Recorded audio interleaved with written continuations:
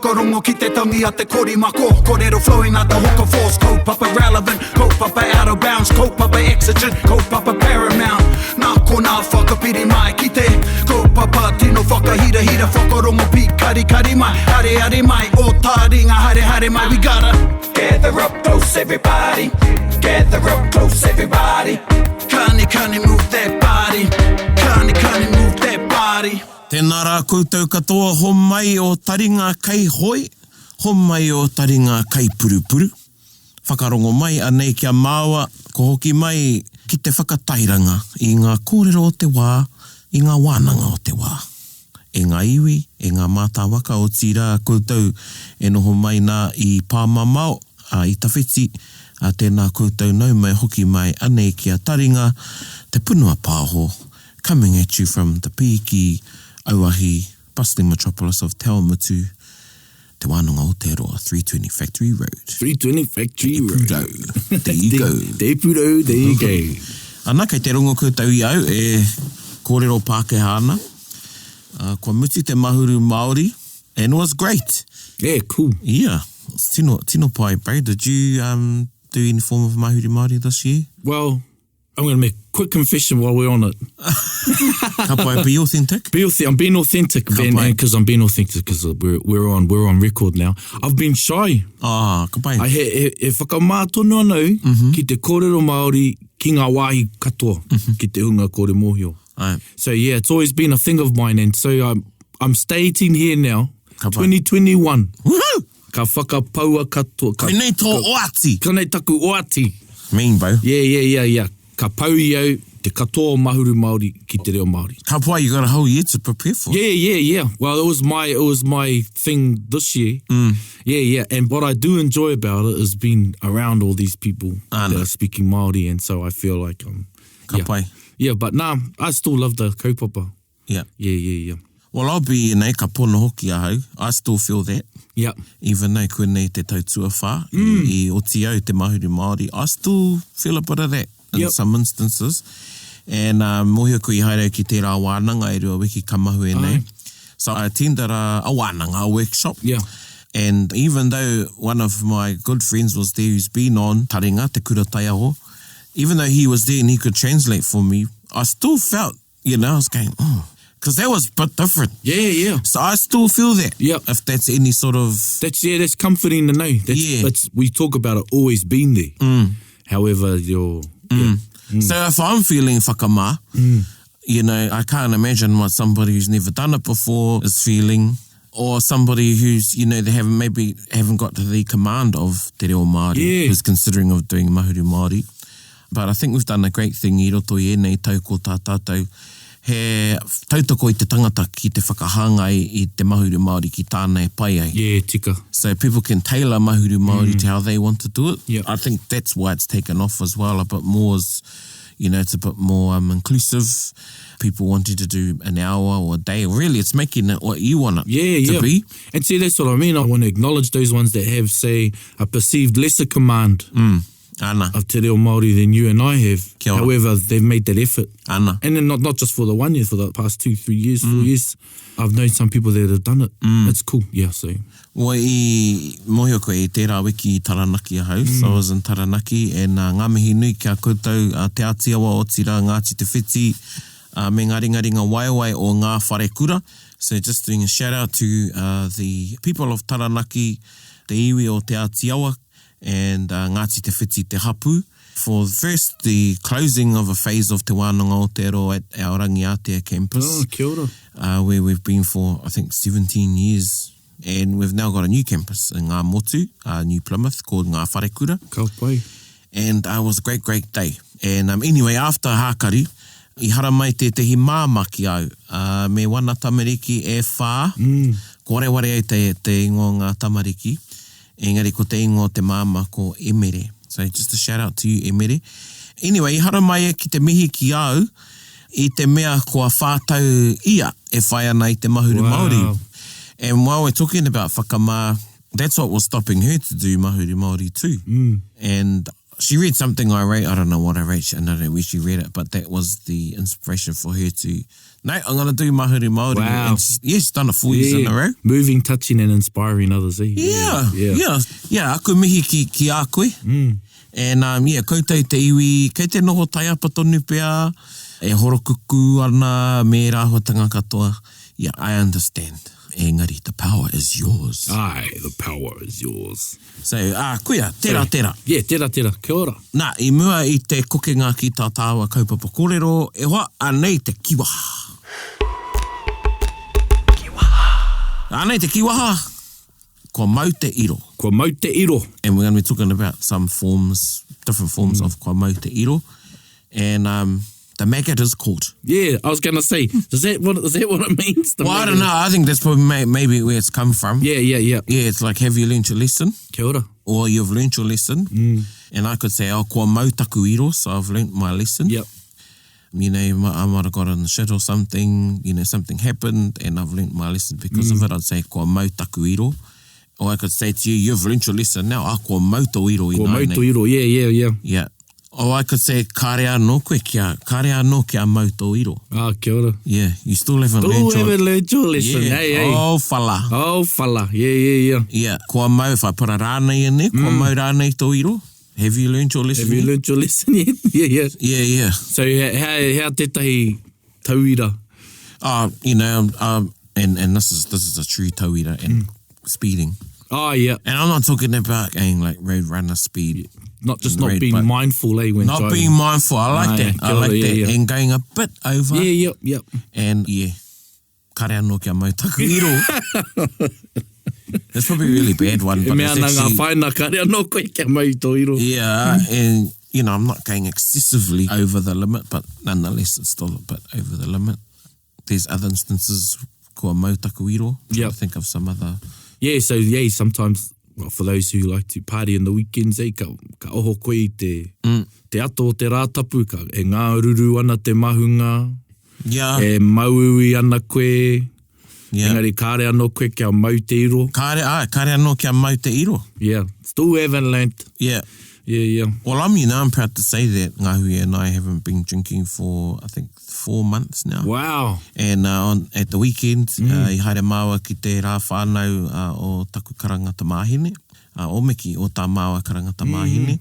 And, you know, a lot of the whānau, they were having some drinks and nothing o te māka. Engari te rangi whai mai Putamata ki te Paratina, we went out for brunch. Hear that, Paratina, e hoa mā? Yeah, te Paratina. Yeah, there was a few seedy around the table. Yeah, everyone didn't look terrible, but you know, I don't hang over. I'll be honest. Yep. Depends on what I drink, and you know, I don't want to make this show about alcohol. But aha koe ki te inu koe, ka rongo koe I tētahi mea te rangi whai mai. Ai. No re merite koe. Ana, merite. He utu mo te reka. Ana, he utu mo te wai. Probably something kua mau taku iro, and now I'm going to talk about the health path that I've been on, and I think, you know, if you ki te titiro ki te hauora, we're on hauora in some form or way, is whether how pono we are to it. Kia ora. Anyway, so, kei te tiaki au I aku kai, kei te kori au, and I mau taku iro. Kia ora. I mau taku iro I tēnei tau. You know, I learned my lesson, so to speak. I mean, I've lost weight before, and I didn't. Me matara tonu koe. Ka heke te momona. You know, I got down to a nice weight and it wasn't even about the weight. It's not even about that. It's about feeling good and being in a roto. We know weight, it's a symptom, eh? Yeah. It's a symptom of other things. Exactly. E tohu ana koe I ngā mea. So I understand, I totally understand it's not about the weight, but a weight is a result of the work you're putting in. And it's when, you know, I feel stronger, I feel better, you know, like waking up, sleeping better, all of those sorts of things. And I can honestly say, kua mau taku iro. Ka pai. So, koera e te iwi, kua mau te iro, kua mau tō iro, kua mau te iro o mea. Ka pai. So that's not a state of e? Iro. Kua mau, ta mau. Kua mau, no.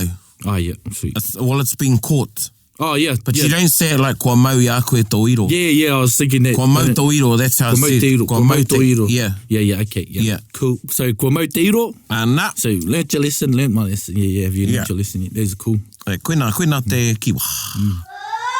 Me whakarongo pi kari. Ka mai, ka huri ki tā tātou kaupapa kōrero. Just so you know, this is not a gas bag episode, which is what we could have done, which is a real good yarn anyway. Tika. Engari, we're going to have a good yarn about ko te kaupapa, ko te overarching kaupapa. I tēnei kōrero on kupu. Engari, ko hoki ki te kupu whakarite. Kia ora. Kupu whakarite. And yeah, just to put out there too, I pātai mai a mōkena kia māua I mua I te timatanga o te neiri kuatatanga. Hea te reke tanga o te kupu whakarite I te kupu whakaniko. Kia ora. Te whakarākaitanga. So kupu whakarite o kupu huahua tau, metaphor and simile. So, and in there, whakarite to compare something. To compare, yep. Yep, so that's give the likeness, comparing the likeness, I should say, of something, you know. Yep. So that's kupu whakarite. Kupu whakarite is a part of kupu whakaniko, which is figurative language. Yep. Language for embellishing, I guess, which is not only metaphor, simile, also whakatauki, which is full of kupu whakarite. Yes, yeah. And a lot of our kupu whakarite are taken from whakatauki. Yep. And also some of the words that we'd use in, say, a mōteatea or whai kōrero or a mihi, you would really use. More than a formal approach to things, yeah. Yeah, so that's koina te rerenga kitanga. So, ko hoki tātai, and we've done kupu whakarite, I can't remember what the number of episodes. Rākau, manu. Te rākau, te manu, te moana. Moana, I think moana. Yeah. Yeah, there's whole, so we've looked at taiao. Yeah. And drawn our inspiration from them. And it hasn't been an exhaustive list, but nonetheless, it's been a list that's inspired whaka. Yeah. So, koine te kupu whakarite, ana I tēnei, and tā māua, oati kia koutou e te iwi, this is part 1 of this. And actually, we probably might have to go back and do some of the other ones as well. Yeah, just do some pickups here. We're not stuck for choice when it comes to kupu whakarite. And remember, you can also give us pātai about certain, Tika. some of these kupu. Actually, it helps us a lot. Koina hoki. Because we don't really go back and check our breadcrumbs. So, Ana. Yeah. And you know, I roto I te wairoa te kōrero, e harai te mea ka tonu, ka ki te kupu whakarite anake. Yeah, ka pai. You know, ka puta mai e tai whakatauki, mera mesene, some whakatauki might come out, and, you know, other things. So anyway, ko te kaupapa o te kupu whakarite, ko te Whānau Mārama. Te Whānau Mārama. Heavenly bodies. Wow. Yeah, we're not talking about people who have bodies that it's not are us from in heaven. the shower. Yeah, it's not, you know, it's not, you know, when we go to the gym, maybe we'll say, look at those heavenly bodies. When we go diving, we're talking about te Whānau Mārama. Yeah. My understanding is anything in the sky, so the planets, the wheturere, ngā whetu, stars, whetuao, kahukura, wow. Heavenly body, rainbows, they're all part of te Whānau Mārama, the sun, ngā momo kapua, the stars, the clouds, those are all heavenly bodies of te whānau.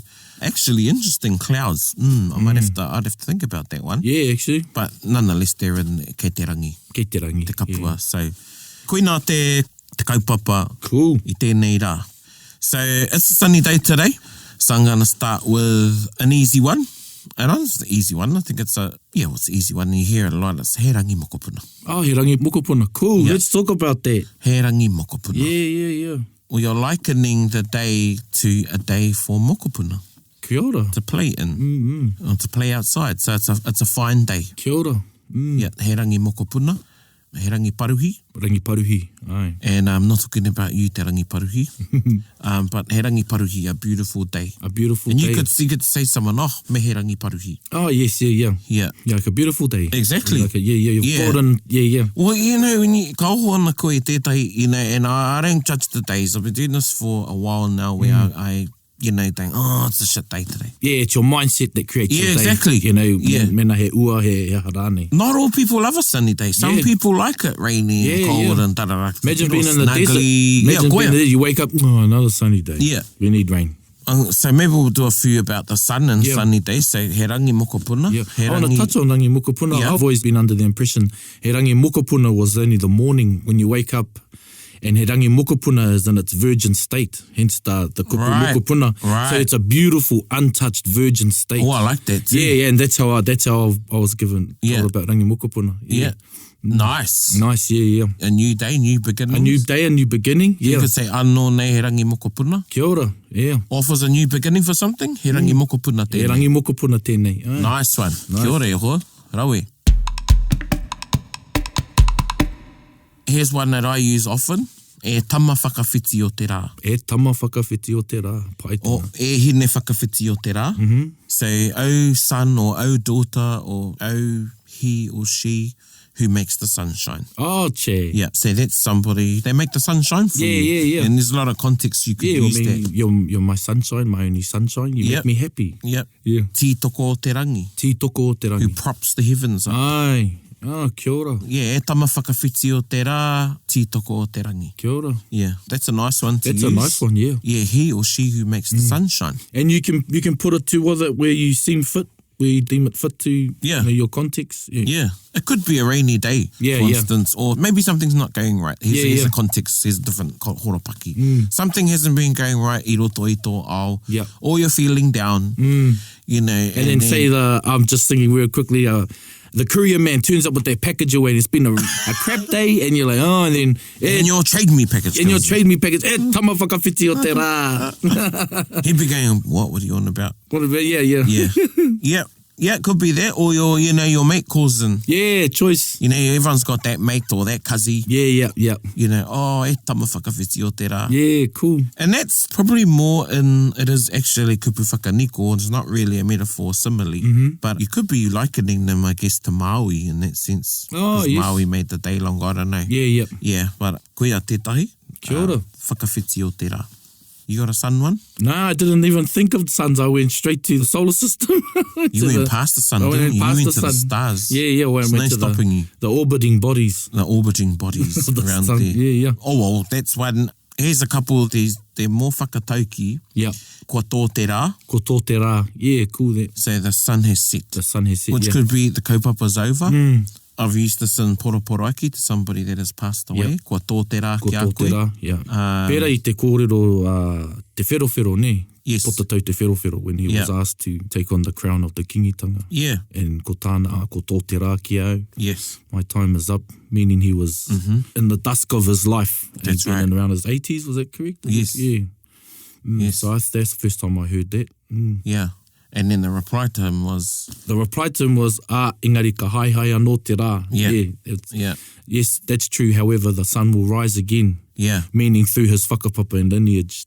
Yeah. So kuia. Ka tō te rā, ka rere anō te rā. Is a rendering, I guess, o te rā.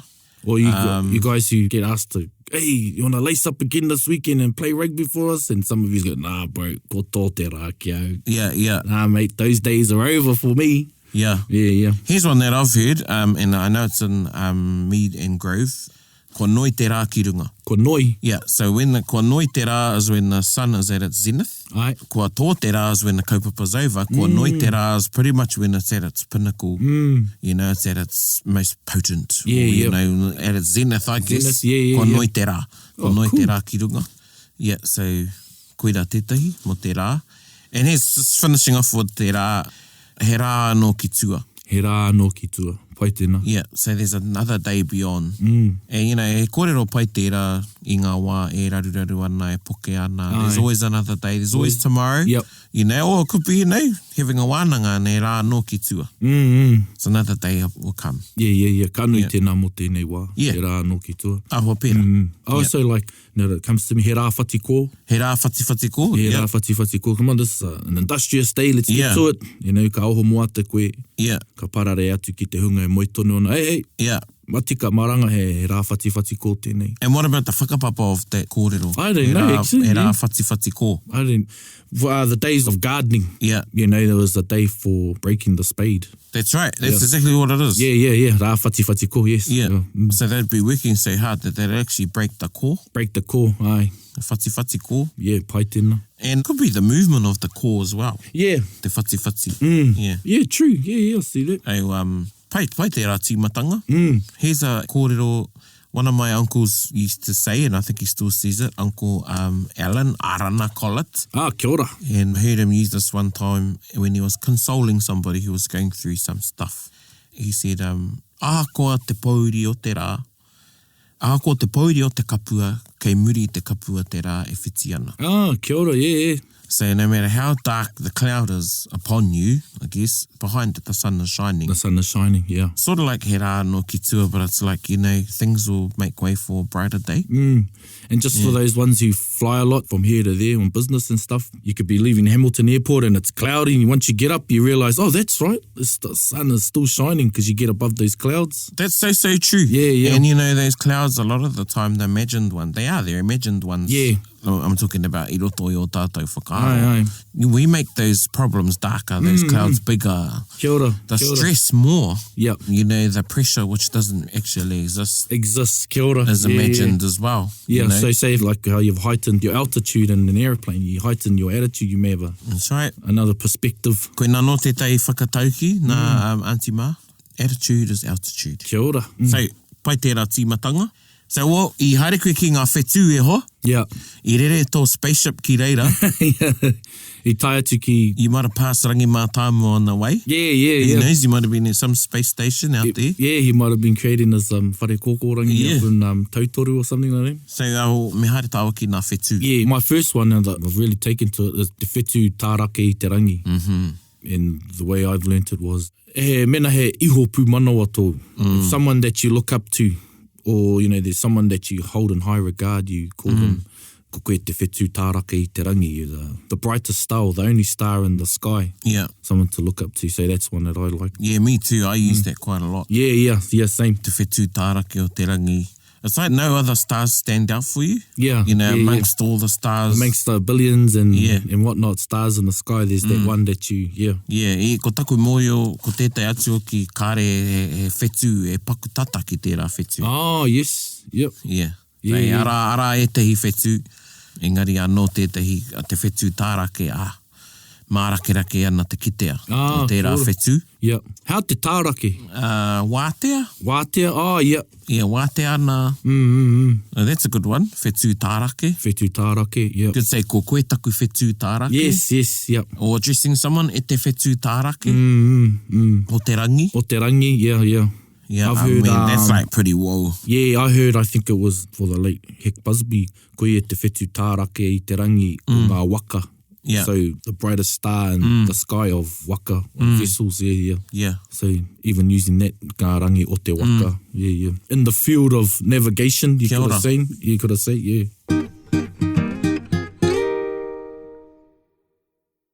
Gather up close, everybody. It's good how we can repurpose e te hio e nei te nuinga ki oku nei whakaaro. Yep. Tae e nei te whakahangai. Kia ora. Te whakahau, te whakahangai ki te ao e noho nei tātou. Nā pēnei te, and this might be something, and I know Rangi listens to us. Hey Rangi. Kia ora Rangi. And I know he's listening. I don't know if he's really listening. But, but engari, koe, anei pēr te tai hei wānanga mātāua Rangi, well, this is how I'm thinking we can use, is I know te o ngā whakatauki e pāna ki te ngā whetū heri kaimai. Oh, yeah. And it talks about the food planting or food harvesting stars, and there's a plethora of these whetū, so I'm not going to pluck them out. Kare tikaro. That's another kōrero mo te tikaro whetū. Aye. You know, I'm thinking somebody that produces kai or brings kai, Kia ora. you could address them as e te whetū heri kaimai. Oh, choice. Yeah, that's cool. Yeah, because you're likening their mana, I guess. You know, one of my uncles that recently passed away, or last year, and we had his hura kohatu a couple of weeks ago, Uncle Tini. He was in e roto I tō mātai hapu, koe te tangata hare te mahi pūha, koe te tangata hare te mahi wātakarihi. Oh, he knew the spots. Yep. Hare te mahi tuna was probably what he was most well known for. Plus he was a plumber and, you know, all of that as well. And, you know, someone, kia au he rangatira tērā mahi. Ai, tika ana. You know, I would address somebody like that as e te whetū heri kaimai. I'm giving them the mana of those whetū. E whakawhetū ana koe. Yeah, like te mana o matareki, te mana o pautu te rangi, te mana o ruhi. Those are all stars that signal either the planting or harvesting of crops. Whānui. So that's me repurposing that whakatauki and using it as a kupu whakarite. And as we should, so that mātauranga carries on in the modernity, Modernity, me te, mo te ake tonu atu. Mo te ake tonu atu, kia ora. Yeah. I think we need to be doing that. We need to be courageous. Yeah. Yeah. And, you know, kia koutou ahua, you know, like, oh, well, can I do that? You could. You might need some guidance from some people. Just don't go out there and grab any old thing and I'm going to repurpose this. Yeah, I'm going to... Because Praone and Te Puaeri said on Taringa, so I'm allowed to. You know, have a bit of a wānanga and, you know, maybe bounce the whakaaro with some people. Yeah. Because you want to make sure you're using it in the right context. Exactly, and tika ana, you know, the intention might be right. Yeah. But tērā pēr kare tika ana te whakamahinga. Yeah, like you wouldn't say e taku pohuta kawa. Yeah. Whetū mate tēnā. Yeah. So you don't want to go, hey, Yeah, good point. Yeah. Koina tāku, that's what I was thinking of in my pre-wānanga, I guess. You know, I have my little own wānanga with myself. Yeah. Self, pewhia no whakaaro ki tēnei. And I wanted to have a wānanga about that. Yeah, cool. Toia taringa i te rānei. Yeah. So koira taku koha i tēnei o mo te whetū. We've got lots i roto i te whetū. Yeah, it's actually mea mo te whetū. which way to go about it. Yeah. I heard a really nice one I want to, and I attribute this to te wharehuia. He was addressing te wānanga o Aotearoa. He spoke, it was one of our hui anyway, and he had an audience. If you were lucky to hear wharehuia, he could just hold a room in his hand, you know. He'd say he was holding something else, but I'll leave that for those of you that knew wharehuia. Yeah. And he addressed te wānanga o Aotearoa and he said, I tōna wā, he hinatore koutou i te, he hinatore te wānanga o Aotearoa i te pōuri. Kia ora, yeah. I nāia nei, he whetū mārama koutou no te ao Māori. Yeah, so he said you were this little glimmer of light in the darkness, te wānanga o Aotearoa, and now you are one of the guiding stars. Kia ora. Or one of the shining stars within Māoridom. That's cool. Yeah. I've seen you use something of the same idea, like he te whetū takiaho. Yeah. As in a guiding star. Yeah, that's a guiding star, te whetū takiaho. Whetū takiaho. I should have copy and pasted this. Well, I think it was cool, you know, in all humility. Yeah. I read something on someone's post and I used the different whetū. So I had like a whetū Mārama and I have whetū takiaho, whetū arataki. Yeah, because I have whetū takiaho. Taku whetū takiaho, taku moe ko te whetū takiaho, koe ne te whetū e arataki ana. Aye. I te waka, Aye. e whetū takiaho. And you have those guiding stars in your life. Yes, yep. I te whetū takiaho. Yeah, so sometimes, say if you're lost or something, you look towards that star to reconfigure your compass. Yeah. Yeah, per se. We use kapehu a lot. Kapehu, yeah. I don't use it, but I know Kingi, first time I heard kapehu, I didn't know what a kapehu was. Same, I didn't know. Ka pai, ko tāua. I pēnei au he kupu tūturu. Heka karemo ki te nā kupu te no rangi kapehu. ate. Yeah. And I think I looked it up and maybe it wasn't in the dictionary. Yeah. And then I had to ask Glenn, I was like, how te kapehu? Oh, it's a compass. And I was right. And of course, kare a tātai kapehu i ngā wā mua. Ko te kapehu a te Māori, ko ngā whetū. Ko ngā whetū, yeah. Ko ngā ahutanga katoa te taiao. Aye. E haere nei te waka. And no, I'm not a waka expert. Yeah. Taihua ka taimai a hoturo a tōna wā. But that's the compass. Aye. Ko tō tātou taiao as our environment. That's the compass that guided our waka. Aye. Yeah, so, you know, you could say to someone, e te whetū takiaho. Kia ora. O tā tātou kaupapa, tēnā koe. Aye. Nau tātou iarahi ai, roto i nei. It could be a nā, it could also be a nā koutou. Aye. You could use it for a group as well. Grouping, yeah. Yep. Yeah, so he pai tērā, te whetū takiaho. Or if they were pioneers in some sort of field, they could have been that. Yeah. Nā rātou te huarahi para, ia rānei. Yeah. So, yeah, cool.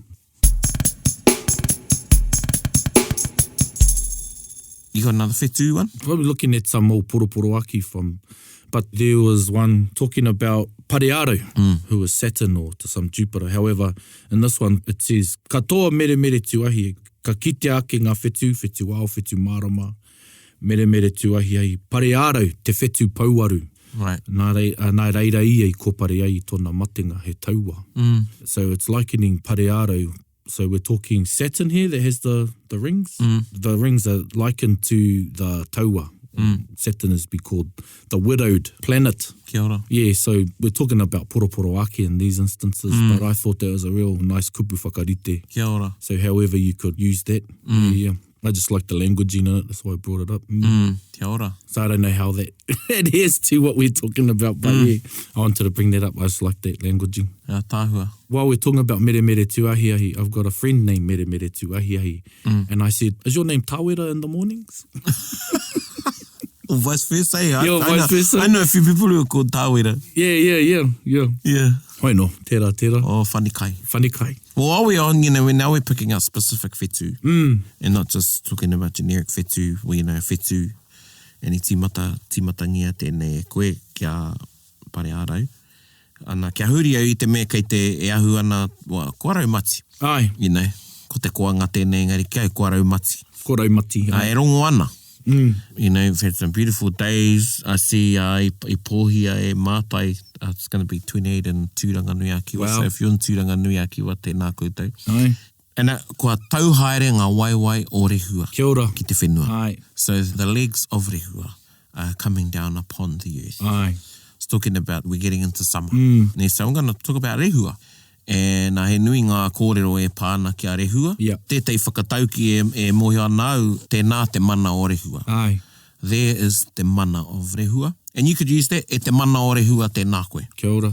Yeah, now that's like rangatira to That's the pretty power big, of 10. Yeah. Or 100 even. Yeah. So You wouldn't just say that. And that's that. Koenei taku tā māua, whakatūpato I a koutou, is really think about where you're using the kupu whakarite, who you're using it for. Yeah. And the context and the kaupapa. They're not kupu that you just bandy around for the fun of it and because you know them and you want to test them out. Now, I think I've spoken about this on Taringa before. I kua whera au, Ai. e mahara nau ki aku kura reo tuatahi. And I had all these cool as kupu whakarite from. Well, I just wanted to use them. I want to bang these out. And I'm like, and I I was just like doing these like over-embellished mihi, I guess. Yeah. I'm thinking of cards here, say like, I don't know, where you use a bow where you don't have to. Yeah. You got the jacks and you use them and it's sort of a waste of a card. When you trump your partner. When you trump your partner, or you've already got the point and you're still using, you're like, bro, you didn't need, save it, or you're... Kei a koe mo te kimi te kaupapa, I would have never ever thought of that. Well, obviously, all those Yu-Gi-Oh guys and you guys use a power card, you didn't need it, something like that, so... Yeah, so be mindful of the kupu whakarite you're using. Yeah. And I've seen people get caught out. I'll give an example.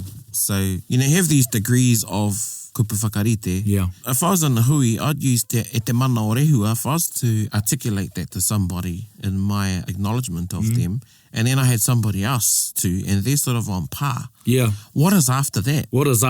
So you save that for like the highest of Māori aristocracy, eh? Or the person that is, at a particular, of an ilk.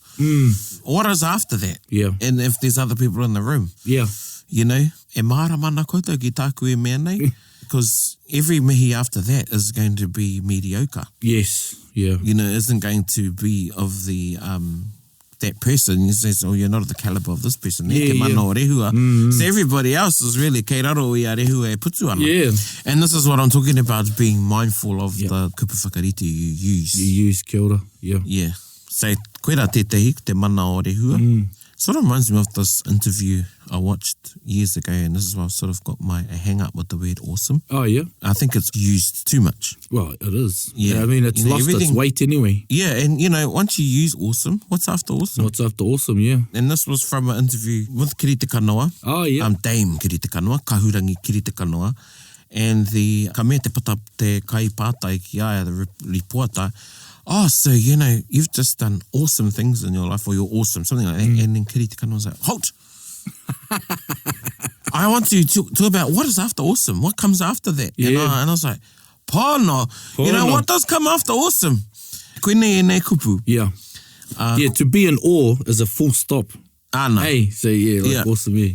Koena me whakaaro ki tērā. Kia ora. Ki te iwi e. And just before we let this go, and it's almost as if you're speaking, so your knowledge of these kupu can be heard. You're actually not, sometimes you won't be addressing the person. You're actually trying to show what you know. Yeah. Whereas it doesn't really fit. Ko tama roto ke e kōrero ana. Yeah. Yeah. So be mindful of that.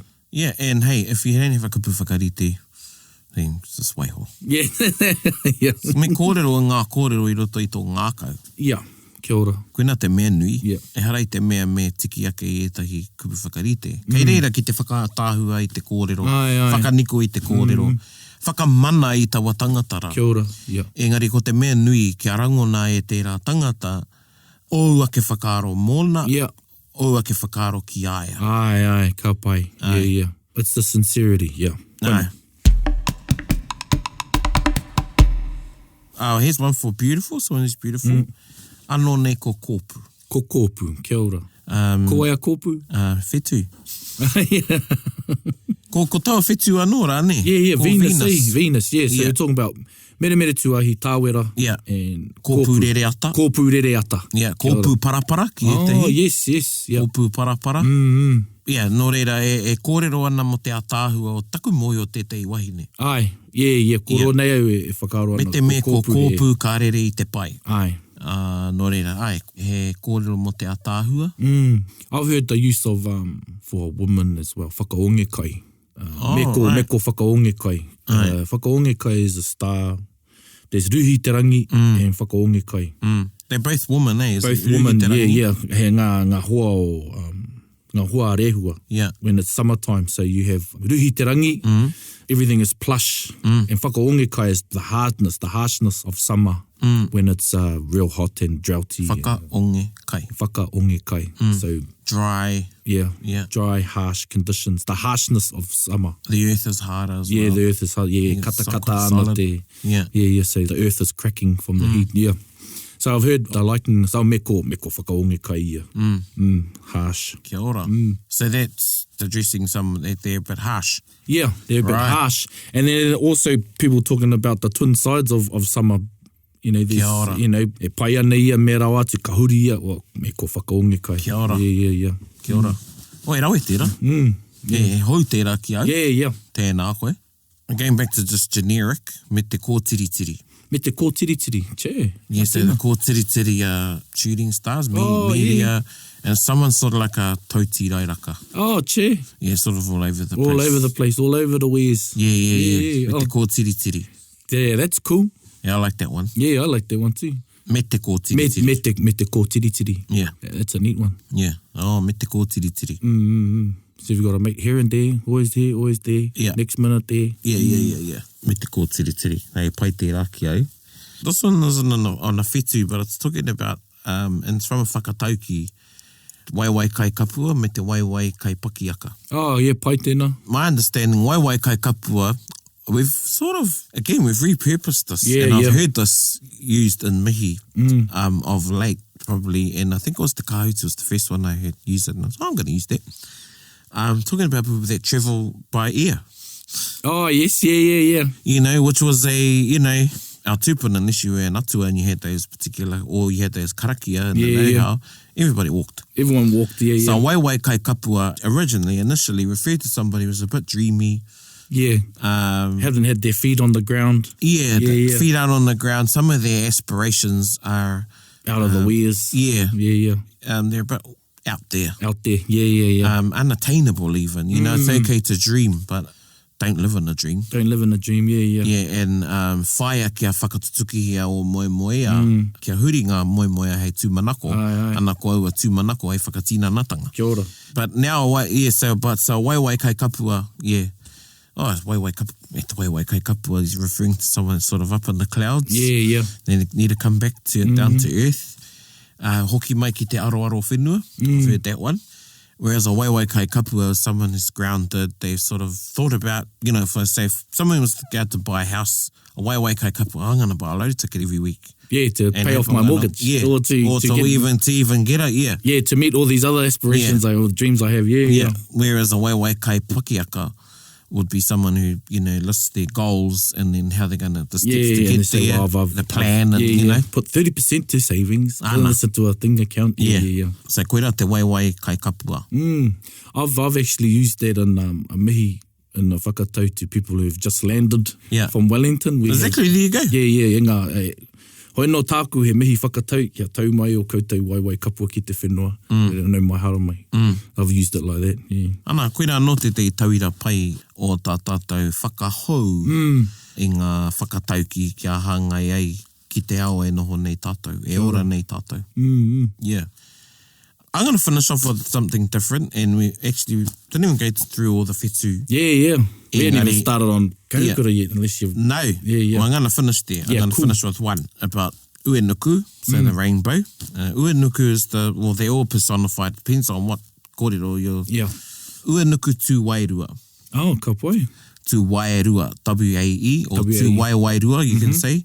So it refers to a rainbow where one point of the rainbow is in one tribal district and the other point falls in the other. Wow. Yeah, so that's a reference to somebody, or Kupu Whakarite, who has two lineages, Ah, yeah. as most of us do. Yeah.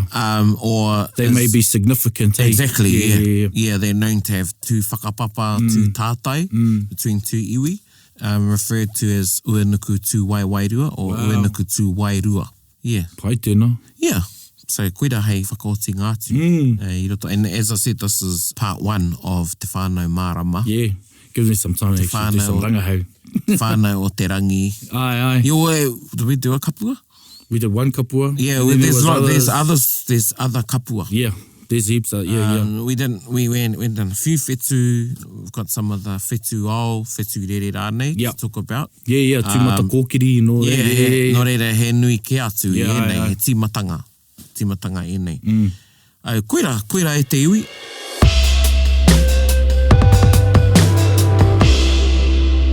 Anei te waiata o te wiki, hei tautoko i ngā kōrero kua puta erere te manu. Erere te manu. Nā Hirini Melbourne, ngā kupu me te rangi, engari ko tēnei waiatatanga nā Mel Davis, Ka pai. Soul Sister, and this is on the album He Rangi Pai Huarere, a tribute to the late Dr. Hirini Melbourne. Whakarongo mai.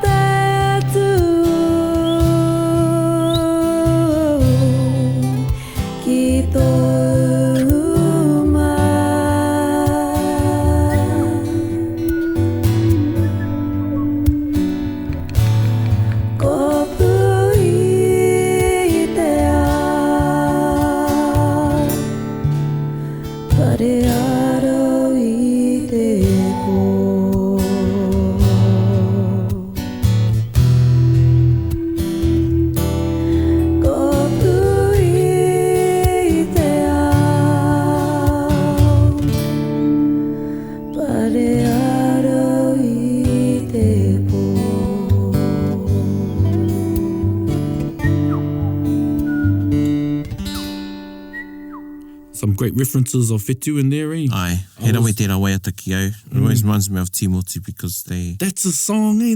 That's who it reminds me of. I actually thought, no te mea, te waiata nei tito. And e rere te manu. I think some of it belongs to Apirana Ngata. Oh, okay. Yeah, I think Hirini adapted it. So, koina te waiata tāhua tērā. Ai. Nō reira, e te iwi, koina te wānanga i tēnei rā, i runga i a Taringa, ngā Kupu Whakarite, ngā whakatauki e pāna ki te whānau Mārama. Meki, i ahu mai te whānau Mārama. Ai. Ana ko te wāhanga tuatahi tēnei. Hei taihoa ko te wāhanga tuarua. Ai. Koina pē te me whai ake ana ko te wāhanga tuarua me pērā. Ka pai. So our next kupu will be doing part 2 of Kupu Whakarite te whānau Mārama. So come back for that one. And again, if you have any pātai for us to consider. Kia ora. Because a lot of the time they are considerations. They not are really answers. Yeah. And they're wānanga, I guess, for us to have. Then, post away or karere mai, mā te pukamata, also on our Facebook. Our Paiahua, our Instagram. And another mihi to you, e te tuhine, Erika, me tā tātou pepe, me ki koutou ko tō tāne, me tō pepe. And hopefully we'll be able for a visit soon now that you've, I'm sure, settled a bit into ngā mahi a te māma. Ai. Te ao o te māma. And if you want to break from it, come and join us in the studios. Yes. You did say you'd be ready after 2 weeks. Anyway, no pressure. You've been held under contractual obligation. Hoi no, e mihana kia koutou katoa, e te iwi tēnā koutou katoa i o koutou Taringa. Tautoko tonu, e mihi ana kia koutou e tautoko tonu mai a Taringa. Aye. And even though, I just want to put a further plug for Taringa, even though we've got a vast and growing listenership of some over 60,000 downloads last month, apparently, we depend on a lot of Taringa. We don't do much promo for Taringa. Aye. A lot of it's word of mouth. Kia ora. We don't do much advertising on social media, if at all. Aye. And a lot of it's word of mouth. So, tēnā kaufautia te rongopai. Kia ora. Haria te rongopai. Ki ngā pito kato. Tell everybody about Taringa. Tell people, your workmates, your colleagues, friends, whānau about Taringa. Because the more listeners, the better. The better world we'll have. Another thing too that would help Taringa is for you to leave a really great rating. Yeah, or a review. If it's substandard, don't bother. Yeah. I'm being honest. Give us some feedback if it's substandard to your expectations. We want the 5 stars. So rate us in your podcast app, whichever that is you use. Podbean, go Spotify, leave a review. Share it on your page. Get the word out there for Taringa. And on that, normally we take a dip during Mahuru Māori, for whatever reasons. However, this year, a dip in ratings. I was going to say, I dip every year, roto I te reo. Kaukau au. Karumaki. Karumaki. Yeah, I know what you mean, yeah. And the ratings with the listening. However, it took a massive spike this year. Wow.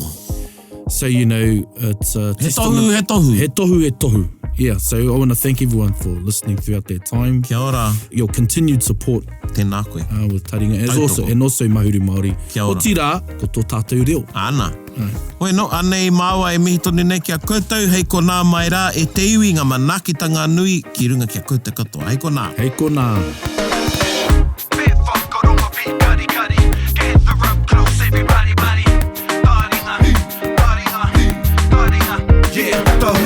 Yo, whakarongo ki te tangi a te korimako. Kōrero flowing at the hook of force. Kaupapa relevant, kaupapa out of bounds, kaupapa exigent, kaupapa paramount. Nā ko nā whakapiri mai ki te kaupapa tino whakahira whakarongo pi kari mai. Hare mai, o Taringa hare mai. We gotta gather up close everybody. Gather up close everybody. Kani move that body. Kani move that body. Taringa. He mea tuku nā te wānanga o Aotearoa, nā te māngai pāho I tautoko. To listen to more episodes, search for us on your podcast app and subscribe. Taringa, whakarongo mai.